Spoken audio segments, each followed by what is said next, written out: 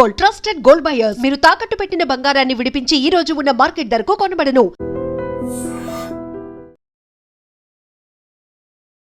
నమస్తే, నేను Kavitha. Welcome to I dream news and నిజాలు.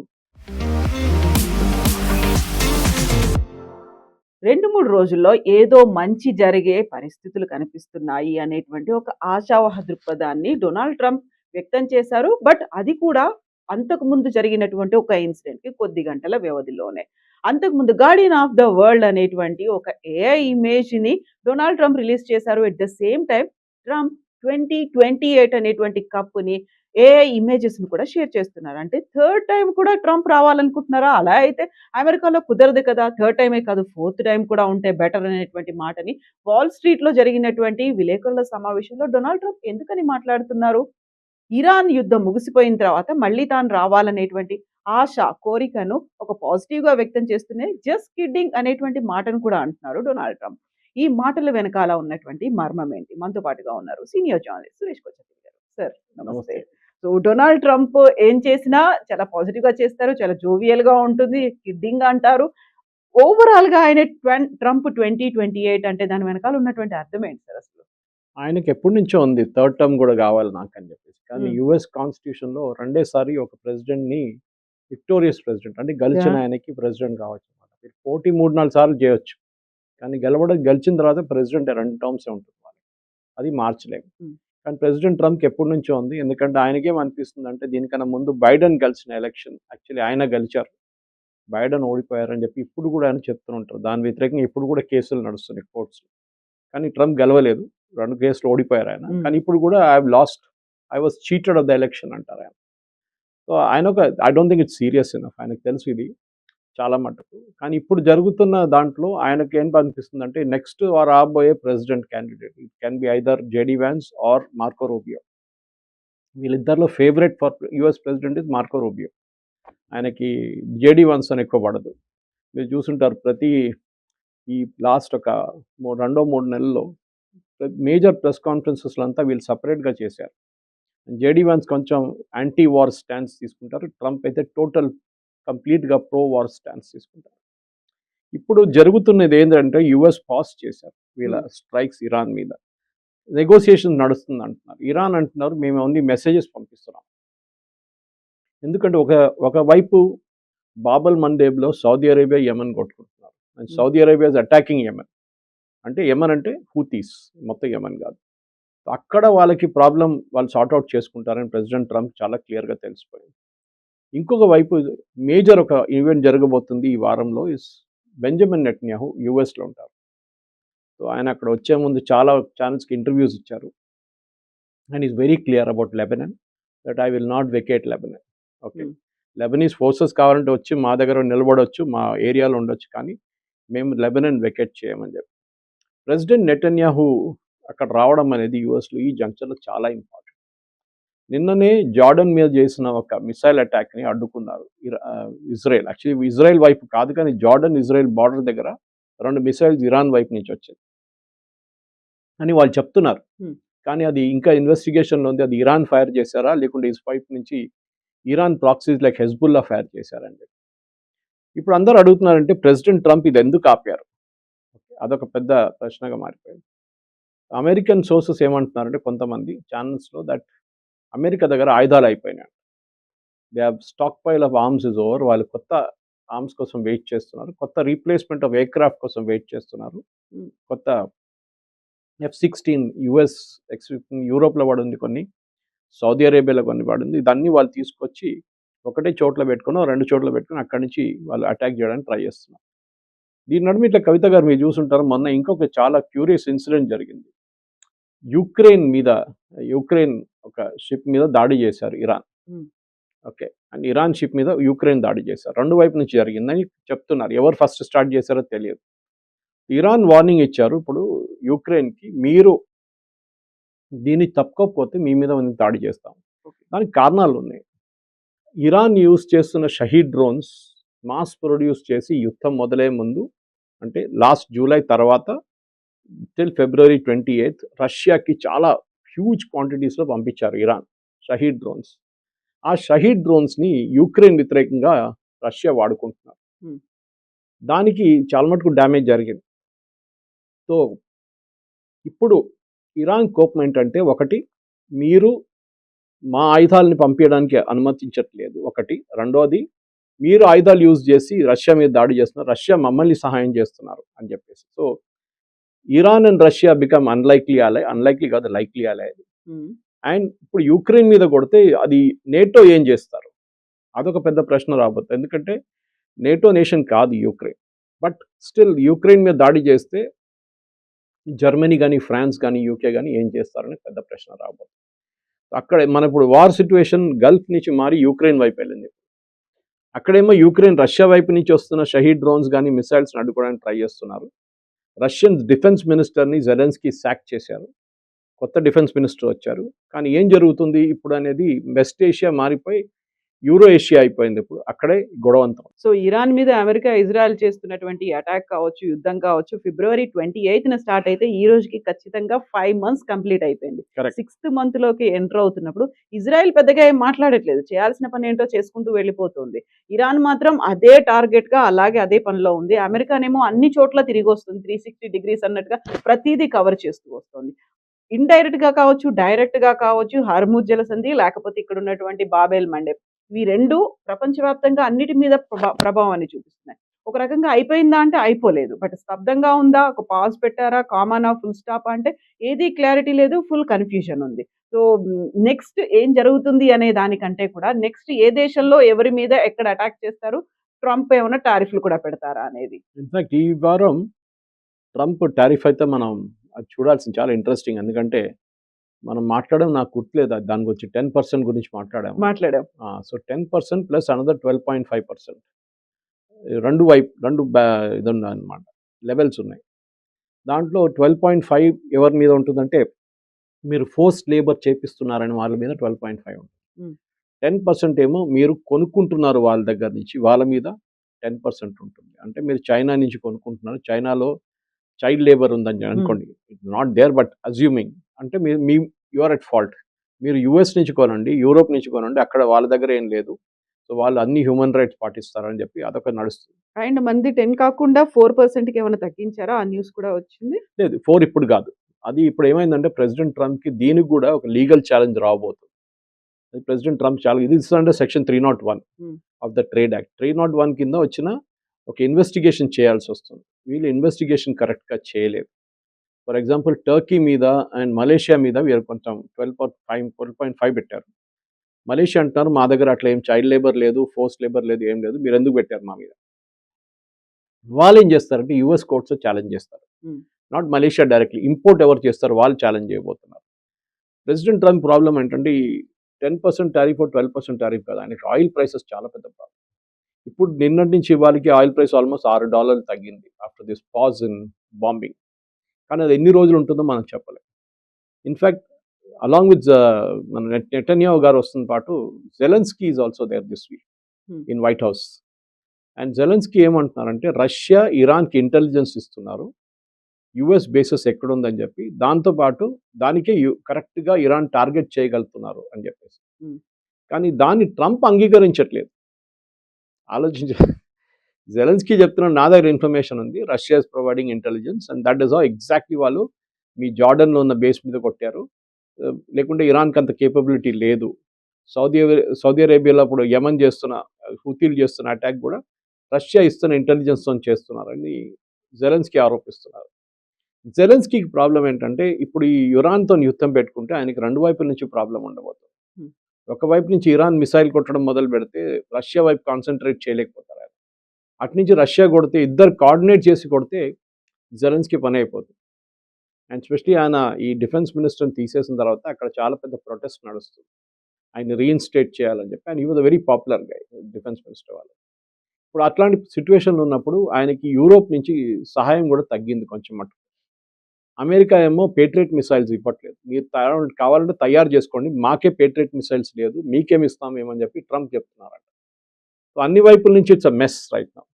అండ్ ప్రెసిడెంట్ ట్రంప్ దీని నడుమిట్లో కూర్చున్నారు. ఇప్పుడు మన వైట్ హౌస్ కరెస్పాండెన్స్ డిన్నర్లు కూడా అడ్రస్ చేస్తూ ఆయన చాలా మటుకు అక్కడ ఉన్న పబ్లికేషన్స్ వాళ్ళ మీద దాడి చేశారు, వాళ్ళ మీద లేనిపోయిన ఆరోపణలు అన్నీ చేశారు. న్యూయార్క్ టైమ్స్ కానీ, CNN కానీ వీళ్ళ మీద. మీకు గుర్తుంటుంది, ఇదే వైట్ హౌస్ కరెస్పాండెన్స్ డిన్నర్ ఒక 2 నెలల ముందు జరగాలుండే, 3 నెలల అటాక్ అయింది అక్కడ ఒక ఫైరింగ్ జరిగింది ఆ రోజు, and then it was called off. Yeah. President Trump position ఇప్పుడు ఏమైందంటే ఇట్ ఇస్ చాలా మటుకు మిడ్ టర్మ్ పోల్స్ చాలా దగ్గర వచ్చేసింది. ఇప్పుడు మనం చూస్తే లేటెస్ట్ పోల్స్ చూస్తే కూడా రిపబ్లికన్స్ ఆర్ టోటలీ డౌన్. అది ఎప్పుడు అంతే. ఈ మీరు ఫ్రమ్ ప్రెసిడెంట్ రీగన్ టైం నుంచి తీసుకోండి, ప్రతి మిడ్ టర్మ్ పోల్స్లో ఏ పార్టీ రూలింగ్లో ఉన్నారో వాళ్ళు ఓడిపోతారు. ఇది ఇప్పుడు ఒక్కసారి ఎంతో జరిగింది. ఒకసారి I think it was somewhere in Biden's term అనుకుంటాను, అది ఒక మార్పు వచ్చింది అట్లా. కానీ otherwise it's totally against the government.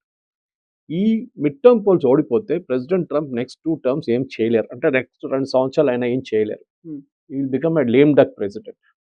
ఇప్పుడు ఇరాన్ మీద కూడా మీరు చూస్తున్నారు, ఆయుధాల కోసం పీట్ హెస్గెత్ వాళ్ళ పార్లమెంటరీ కమిటీ ముందు వెళ్ళారు, అంటే వాళ్ళ సెనెట్ హియరింగ్ కమిటీ ముందు వెళ్ళి నాకు $95 బిలియన్ కావాలన్నారు. సో వాళ్ళు అడిగారు అన్నమాట, ఈ ఖర్చు ఎంత అయింది, మీకు ఎంత అయింది ఖర్చు చెప్పండి అంటే 92 బిలియన్ డాలర్స్ అయిందన్నారు. కానీ actually it is getting close to 1 trillion అంటున్నారు. ఈ నెక్స్ట్ బడ్జెట్ $1.5 ట్రిలియన్ ఉండబోతుంది. అప్పుడు అమెరికన్ కాంగ్రెస్ మెన్ కానీ అమెరికన్ సెనేటర్స్ అడుగుతున్నారంటే, మన దగ్గర హెల్త్ కేర్కి వాడుకోవచ్చు కదా ఈ డబ్బులు, తిండి లేని మనుషులకి తిండి పెట్టచ్చు కదా, మన ఇక్కడ ఇంత డబ్బులు ఎందుకు ఖర్చు పెట్టడం అనేది. ఇప్పుడు ఇదేమైందంటే నేటో మీద ఎందుకు ట్రంప్ కోపపడుతున్నారంటే, నేటో ఇది సహాయం చేయట్లేదు దీని గురించి. NATO is not helping out. And NATO సహాయం చేస్తే ట్రంప్కి at least half the war cost వాళ్ళ వైపు వెళ్ళిపోతుంది. సో 95 బిలియన్ ఉంటే హాఫ్ 44-45 బిలియన్ వాళ్ళు చూసుకుంటారు, యూరోప్ చూసుకుంటారు. యూరోప్ కూడా డివైడ్ చేసుకుంటే ఫ్రాన్స్, జర్మనీ, యూకే అందరు డివైడ్ గ్రీస్ అందరు డివైడ్ చేసుకుంటే it will be about $5 billion అందరు. It's not a big amount, వాళ్ళకి అంత పెద్ద అమౌంట్ కాదు, కానీ వాళ్ళు చేయట్లేదు. బాబుల్ మండప్ సౌదీ అరేబియా చూసుకుంటారు, కానీ వాళ్ళ అవుట్పుట్ అక్కడి నుంచి only about 5 to 6 million barrels per day, అంత పెద్దది కాదు. వెరస్ ఫ్రమ్ స్ట్రేట్ ఆఫ్ హార్మోస్ నుంచి 20 నుంచి 25 మిలియన్ బ్యారెల్స్ పర్ డే అక్కడి నుంచి బయటికి రావాల్సింది, అది ఇప్పుడు రావట్లేదు. కానీ చూడండి, స్ట్రేంజ్లీ ఇనఫ్ ఫస్ట్ టైం 120 బ్యారెల్స్కి వెళ్ళిపోయింది, 120 పర్ బ్యారెల్. ఈసారి జరగట్లేదు అట్లా. ఎందుకు అనేది ఒక క్వశ్చన్ వస్తుంది అన్నమాట. ఎందుకంటే అన్ని దేశాలు వాళ్ళ అరేంజ్మెంట్స్ మిగతా దేశాలతో చేసుకున్నారు. That is one lesson they have learn from the last strait of Hormuz బ్లాకేజ్లో. ఇరాన్ వైపు నుంచి, యుఎస్ వైపు నుంచి ఉన్న బ్లాకేజ్. ఇప్పుడు ఇండియా చూసుకోండి, మనం అర్జెంటీనా తీసుకుంటున్నాం, we're taking it from US తీసుకుంటున్నాం, Venezuela we're buying, of course Russia we're buying. అట్లాంటి దేశాలు అందరి దగ్గర నుంచి మనం, even Oman is a big, we're big buyer. మన అన్ని దేశాల నుంచి కొనుక్కుంటున్నాం. సో మన we're spread a risk thin అంటాం. సరే, అర్జెంటీనా కానీ వెనజువేలా కానీ యుఎస్కి మనకు డిస్టెన్స్ ఎక్కువ ఉంటుంది, it be almost 3 times the distance Gulf నుంచి వచ్చేపాటు. వెరస్ ఒమాన్ నుంచి మనకు 2, 3, 4వ రోజు అది గుజరాత్ లేకుంటే ముంబై చేరుకుంటుంది షిప్ అది. So we have to look at options now. $86 per బ్యారెల్లో అంత పెద్ద ప్రాబ్లం ఉండదు, కానీ దానికన్నా పైకి వెళ్ళకూడదు. ఇట్ షుడ్ స్టే అరౌండ్ 86, 80కి వెళ్తే ఇంకా బాగుంటుంది అని ఇప్పుడున్న ఆయిల్ ఇండస్ట్రీ వాళ్ళు చెప్తున్నారు అన్నమాట. స్ట్రేంజ్లీ ఇనఫ్ మనం అందరు అంటారు ఇండియాలో క్రూడ్ ఆయిల్ లేదు అంటుంటాం, కానీ లోకంలో number 1 exporter of finished petroleum product is India. Okay, మనం రిలయన్స్ కానీ వేదాంత కానీ వీళ్ళది నయారా వాళ్ళ ప్రాజెక్ట్ కానీ మిగతా even public sector undertakings and especially Reliance చాలా పెద్ద కెపాసిటీ ఉంది వాళ్ళ దగ్గర జామ్నగర్లో. వాళ్ళు క్రూడ్ ఆయిల్ తెచ్చుకొని ప్రాసెస్ చేసి అమ్ముతున్నారు లోకానికి, పెట్రోల్ కానీ డీజిల్ కానీ అమ్ముతున్నారు అనమాట. సో ఎందుకంటే రిఫైనింగ్ కెపాసిటీస్ పోయింది. మొన్న రష్యాకి మనం డీజిల్ ఇచ్చాం. ఆలోచించండి, రష్యా క్రూడ్ ఆయిల్ సప్లైలో ఆల్మోస్ట్ నంబర్ 3, నంబర్ 4 అని చెప్పొచ్చు. వాళ్ళకి డీజిల్ లేదు, ఎందుకంటే వాళ్ళ రిఫైనరీ మీద జెలెన్స్కీ వాళ్ళ ఫోర్సెస్ కొట్టారు, బాంబ్ చేశారు, దాడి చేశారు. That is under repair now. So మనం సప్లై చేస్తున్నాం అనమాట. ఇంగ్లీష్లో అంటారు టేకింగ్ ద కోల్ బ్యాక్ అంటారు, కోల్ మైన్కి తీసుకెళ్తున్నారు కోల్ అని చెప్పి, అట్లా ఉంటుంది. ఇప్పుడు నెక్స్ట్ ఒక 15 daysలో ఈ యుద్ధం ఇంకా ముందుకు వెళ్ళకపోతే oil will come to $70, $72 per barrel. Trump అది ఇప్పుడు మనం ఆగస్ట్లో ఉన్నాం, ఆగస్ట్కి వచ్చేస్తున్నాం, సెప్టెంబర్, అక్టోబర్ దాకా నడిపిస్తుండి పోతే he will somehow manage mid term polls. కనీసం ఆ క్రూడ్ ఆయిల్ ధరలు తగ్గాయి అనేటువంటి ఒక ఫీల్ అనేది ఉంటుంది అక్కడ. Yes, different. ఎందుకంటే అమెరికన్స్కి ఒక మాట ఉంది, వాళ్ళకి ఈ టారిఫ్లతో చాలా పెద్ద ప్రాబ్లం అయింది. వాళ్ళు చెక్అవుట్ కౌంటర్లో సూపర్ మార్కెట్స్లో వాళ్ళకి దాని రియల్ ఇంపాక్ట్ తెలిసిపోయింది వాళ్ళకి. ట్రంప్ ఎప్పుడు చెప్తుంటాడు tariff is a very good thing for America. America కాదు, అమెరికన్ కంపెనీస్. కానీ అక్కడ ఫైనల్ అమౌంట్ కడుతుంది ఆ చెక్అవుట్ కౌంటర్లో, సూపర్ మార్కెట్స్లో, మాల్స్లో వాళ్ళు కడుతున్నారు అమౌంట్. అది ఏదైనా ఉండొచ్చు, any product which is bought from India, China, Mexico, ఎక్కడి నుంచి వచ్చిన ప్రోడక్ట్ అని. ఇప్పుడు చూడండి మీరు కెనడా మీద 50% పెట్టారు, కెనడియన్ వైన్స్ మీద. వాళ్ళు ఏం చేస్తున్నారు, అమెరికన్ విస్కీని బాయ్కాట్ చేస్తున్నారు, బౌర్బన్ విస్కీ. సో రెండు వైపుల నుంచి నష్టాలు, వీళ్ళకి సేల్ కావట్లేదు, వాళ్ళకి సేల్ కావట్లేదు. And they are neighbours. And Canada US border is not fence. Mexico వైపు ఫెన్సింగ్ వేసినట్ల Canada US border is open. So అక్కడి నుంచి ఇల్లీగల్ మైగ్రేషన్ ఉంది డెఫినెట్గా, కానీ అంత మెక్సికో సైడ్ నుంచి ఉన్నంత లేదు. ఇంత క్లోజ్ రిలేషన్షిప్ ఉన్నప్పుడు కూడా. అండ్ కెనడియన్ క్రూడ్ యూజ్ చేస్తున్నది యూఎస్లో ఉన్న నార్త్ అమెరికన్ రిఫైనరీస్లో కెనడియన్ క్రూడ్ యూజ్ చేస్తారు. దాని విస్కాసిటీ కొంచెం డిఫరెంట్ ఉంటుంది, మన వెనజువేలా లాగా this is also slightly different అన్న. సో ఈ అమెరికన్ రిఫైనరీస్కి కెనడా నుంచి దానికోసం చూడండి, ఇంత టారిఫ్ పెట్టాక కూడా ఆయిల్ మీద టారిఫ్ పెట్టలేదు, క్రూడ్ ఆయిల్ మీద. క్రూడ్ ఆయిల్ స్టిల్ జీరో, ఎందుకంటే అమెరికన్ రిఫైనరీస్కి క్రూడ్ ఆయిల్ కావాలని. సో ప్రెసిడెంట్ ట్రంప్కి ఒక పొలిటికల్ బ్యాటిల్ ఇప్పుడు నడుస్తుంది ఏంటంటే, ఒకవైపు కెనడా, ఒకవైపు Mexico, then is got Zelensky, Russia, China and Middle East, Iran specially. 6 దేశాలతోనే ఆయనకి ఇష్యూస్ ఉన్నాయి. అది కాకుండా చిన్న చిన్న దేశాలు అక్కడెక్కడ ప్రాబ్లమ్స్ ఉన్నాయి, కానీ the major ones are the 6. అండ్ దాంతోనే ఆయనకు కొంచెం ఫ్రస్ట్రేషన్ రావడం మొదలైంది. యుద్ధం ఆగట్లేదు, ఖర్చులు ఎక్కువ అవుతున్నాయి. $95 billion is not a joke. And ఇంకా పొడిగించుకెళ్తే ఇంకా ఒక 6 నెలల్లో 7 నెలలు అయితే ఐ థింక్ అమెరికన్ ఎకానమీ ఏం చెప్తారు, ఒక మేజర్ ఇన్ఫ్లేషనరీ ప్రెషర్కి వచ్చేస్తుంది. అదైతే ప్రెసిడెంట్ ట్రంప్కి పొలిటికలీ పెద్ద ప్రాబ్లం కాబోతుంది. బట్ ఇట్లాంటి సమయంలోనే గార్డియన్ ఆఫ్ ద వరల్డ్ అనేటువంటి ఏఐ ఇమేజెస్ పెట్టిన తర్వాత, అంటే either it may be only Iran మీద చూపించడానికి అనుకున్నప్పటికీ, గతంలో హర్మూజ్ జలసంధి గురించి ఒక కేర్ టేకర్స్ గా ఉంటాము అన్నప్పటికీ, ఇప్పుడు గార్డియన్ ఆఫ్ ద వరల్డ్ అంటే మొత్తం అమెరికానే ముందు నుంచి కూడా సూపర్ పవర్ అన్నట్టుగా ఉండేది. మళ్ళీ దాన్ని రిఫ్లెక్ట్ చేస్తోందా అది? అని ఏమనుకున్నారు అసలు? ప్రెసిడెంట్ ట్రంప్ ఏంటంటే మెయిన్గా గార్డియన్ ఆఫ్ ద వరల్డ్ అని అప్పుడు ప్రపంచ పోలీస్ అని చెప్పుకుంటారు అమెరికా. పెద్దన్న అని అంటారు తెలుగులో. We're doing everything. మొన్న యుద్ధాలు కూడా మీకు గుర్తుంటుంది, చాలా క్లియర్గా ఆయన చెప్పారు, ప్రెసిడెంట్ ట్రంప్ చెప్పారు, NATO is not doing anything, మేమే అన్ని చేస్తున్నాం, మేమే అన్ని ఖర్చులు భరిస్తున్నాం, దానికోసం నేను 20% ప్రతి షిప్ అక్కడి నుంచి వెళ్తుంది దాన్ని కలెక్ట్ చేస్తా అన్నారు. అది పెద్ద గొడవ అయిన తర్వాత దాన్ని విత్డ్రా చేశారు. మళ్ళీ అన్నారు కాదు, సౌదీ అరేబియా, ఖత్తర్ వీళ్ళందరూ కలిసి మా అమెరికాలో పెద్ద పెద్ద పెట్టుబడి పెడతారన్నారు. దాన్ని కూడా న్యూస్ లేదు. ప్రెసిడెంట్ ట్రంప్కి ఏంటంటే ఆ యుద్ధంలో ఎందుకు దిగారని నాకు అర్థం కావట్లేదు. లుక్ ఎట్ ఇజ్రాయెల్ టుడే, కవిత గారు. ఇజ్రాయెల్ క్వైట్గా కూర్చున్నారు ఒక సైడ్లో, ఏం మాట్లాడట్లేదు, ఏం మాట్లాడి తమాషా. ఎవరు ముద్దులు పెట్టారు ఈ యుద్ధం? It was Israel. Israel insistence మీదనే వీళ్ళు అటాక్ చేశారు ఆ రోజు, ఫిబ్రవరి 28 తారీఖు. కానీ ఇప్పుడు ఇజ్రాయెల్ ఎక్కడైనా ఉందంటే లేదు, వాళ్ళు హిజ్బుల్లాతో వాళ్ళ రెగ్యులర్ గొడవ నడుస్తుంది, వాళ్ళు గాజాలు కూడా చిన్న చిన్న ఘర్షణలు.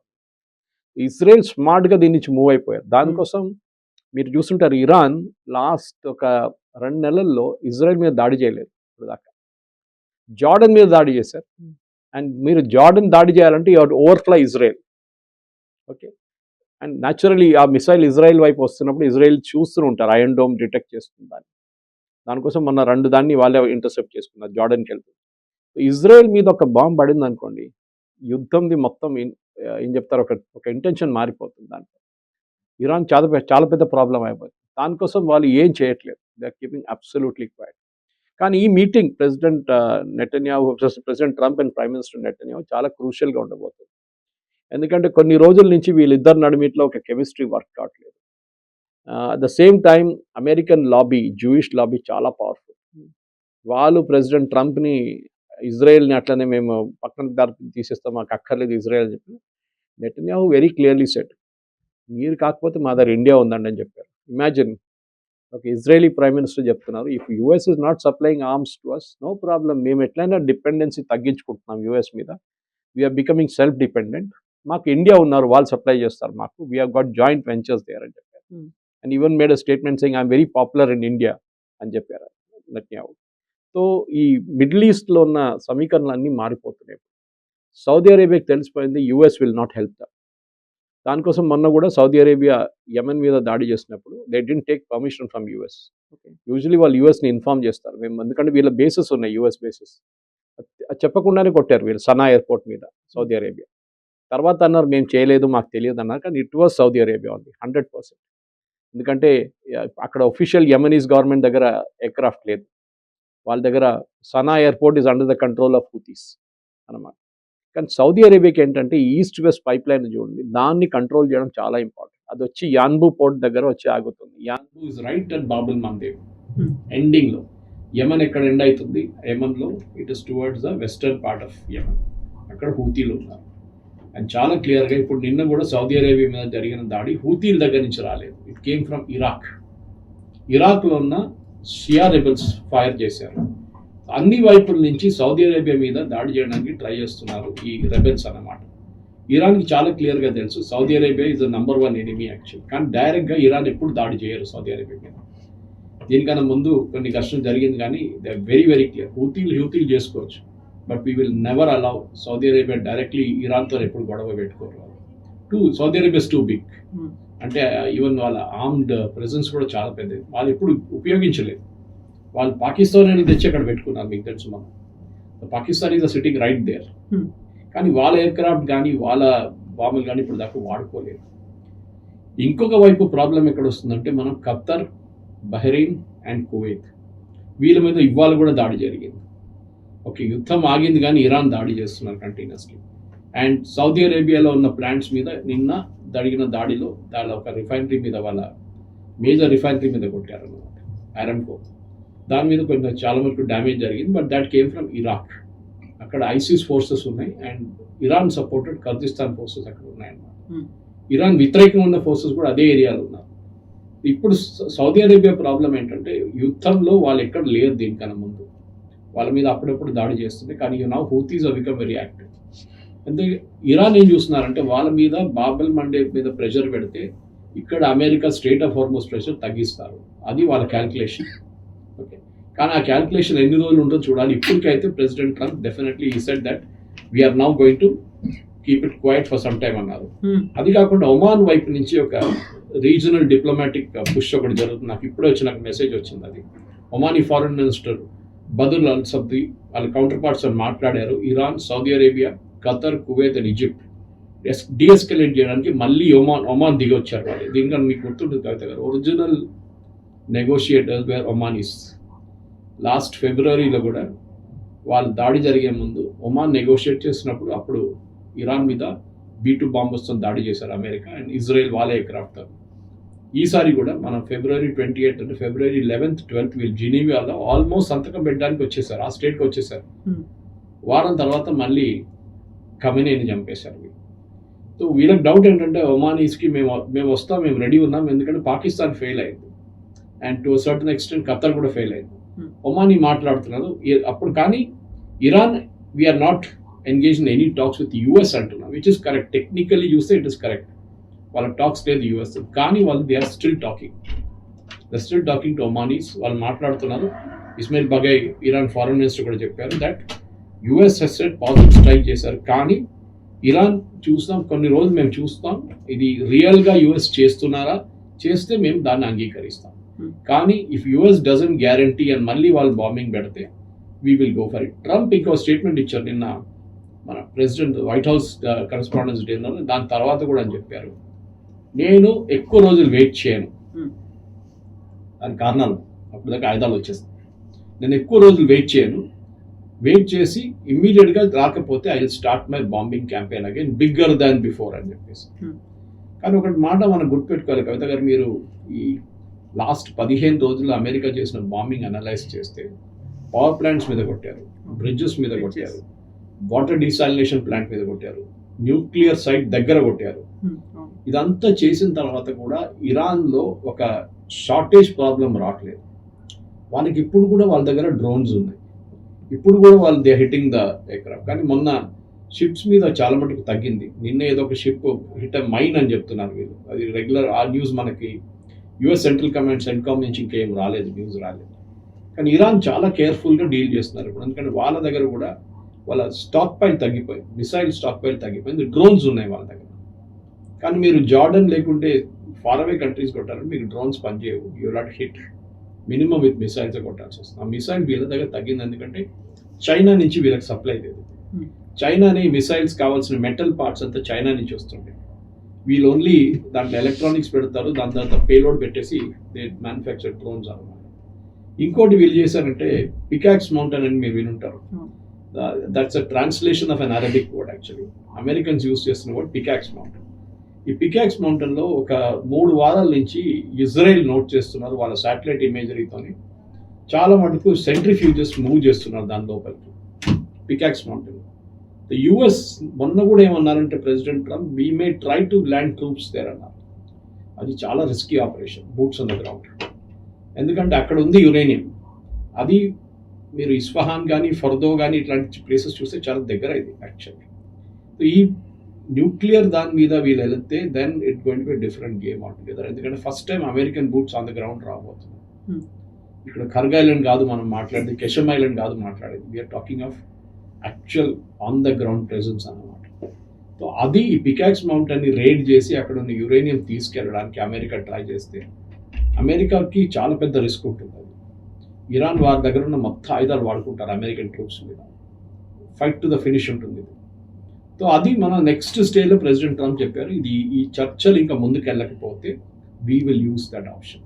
కాకుంటే ఏదో మంచి జరిగే అవకాశం ఉంది అనేటువంటి మాటను కూడా చెప్తున్నారు. చాలా పాజిటివ్ హోప్ అనేది అక్కడ కనిపిస్తోంది ట్రంప్కి. ప్రెసిడెంట్ ట్రంప్ మనకి తెలుసు కవిత గారు, ఎందుకంటే ఇప్పుడు ఆయనే చెప్తున్నారు US would like to have more sophisticated munitions as the war with Iran draws down supplies. ఇది అమెరికన్ స్టేట్మెంట్ అన్నమాట. ఓకే, ట్రంప్ అంటున్నారు కాదు కాదు మా దగ్గర కావాల్సిన మా దగ్గర ఆయుధాలన్నీ మా దగ్గర ఉందని. ఆయన ఎప్పుడు చెప్తుంటారు గుడ్ న్యూస్ గుడ్ న్యూస్. ఆయన ఏం చెప్తున్నారంటే ఇరాన్ అడిగారు, Iran wants to have a talk. Iran అన్నారు మేము అసలు ఎవరు అడగట్లేదు మా దగ్గర, మేము అడగట్లేదు ఎవరి దగ్గర, మేము ఒమాన్తో మాట్లాడుతున్నాము, మా ఇది స్ట్రైట్ ఆఫ్ హార్మోస్ని కంట్రోల్ చేయడానికి మాట్లాడుతున్నాము, we are not speaking about the MOU. MOU గురించి ఎవరు మాట్లాడలేదు. ఆ 14 పాయింట్లు ఉన్న MOU is absolutely somewhere in the dustbin. అది ఎక్కడ పోయిందో ఎవరికి తెలియదు. ప్రెసిడెంట్ ట్రంప్ ఏమంటున్నారంటే అమెరికా దగ్గర మిలిటరీ దగ్గర వాళ్ళకి కావాల్సిన వారికి ఉంది, బట్ రష్యా ఇరాన్ని హెల్ప్ చేస్తున్నారేమో అని ఆయనకు కూడా చిన్న డౌట్ ఉంది. కానీ రష్యా వ్యతిరేకంగా ఆయన డైరెక్ట్ యాక్షన్ తీసుకోరు ఇప్పుడు, ఎందుకంటే దెన్ నా వార్ మళ్ళీ ఇంకో జోన్లో అయిపోతుంది. బహుశా ఏం ఎంకరేజ్ చేస్తారంటే యుక్రెయిన్ మీద దాడి చేయడానికి ఇరాన్ ఇంకా ప్రపోజ్ చేస్తే ఇరాన్ అటెన్షన్ డైవర్ట్ అయిపోతుంది. నేను చెప్పాను చూడండి, it will B 2 front war. ఒక ఫ్రంట్ రష్యా నుంచి వస్తున్న మిసైల్స్ అడ్డుకోవాలి, ఇక్కడ ఇరాన్ నుంచి వస్తున్న మిసైల్స్ అడ్డుకోవాలి. ఆ కెపాసిటీ యుక్రెయిన్ దగ్గర లేదు, ఇప్పుడు లేదు. వాళ్ళు ఈవెన్ నేటో సహాయం తీసుకుంటే కూడా వాళ్ళకి రాదు ఆ సహాయం. ఇరాన్ చాలా కేర్ఫుల్గా డీల్ చేయాల్సి వస్తుంది. వాళ్ళ దగ్గర ఒకటి స్టాక్ పాయింట్స్ వాళ్ళ దగ్గర కూడా చాలా మటుకు తగ్గింది. వాళ్ళు కొత్త మిసైల్స్ మ్యానుఫ్యాక్చర్ చేయలేకపోతున్నారు, డ్రోన్స్ మ్యానుఫ్యాక్చర్ చేస్తున్నారు. అది ఎక్కడ చేస్తున్నారో తెలియదు, కానీ ఏదో మౌంటైన్ కింద ఉండొచ్చు అది డెఫినెట్. కానీ ప్రెసిడెంట్ ట్రంప్ ఇప్పుడు ఈ నెక్స్ట్ 3-4 డేస్లో ఆయన, ఎందుకంటే యూజువలీ ఆయన వీకెండ్ కాగానే ఆయన గాల్ఫ్కి వెళ్ళిపోతారు. ఇప్పుడు ఆయన కొన్ని క్యాంపెయిన్ ర్యాలీస్లో మాట్లాడుతున్నారు, బికాస్ ప్రైమరీస్ ఆర్ దేర్. ఇప్పుడు ఈ మిడ్ టర్మ్ పోల్స్కి రాబోయే ప్రైమరీస్ కూడా ఉంది. సో ఆయన క్యాంపెయిన్ ర్యాలీస్లో మాట్లాడుతున్నారు.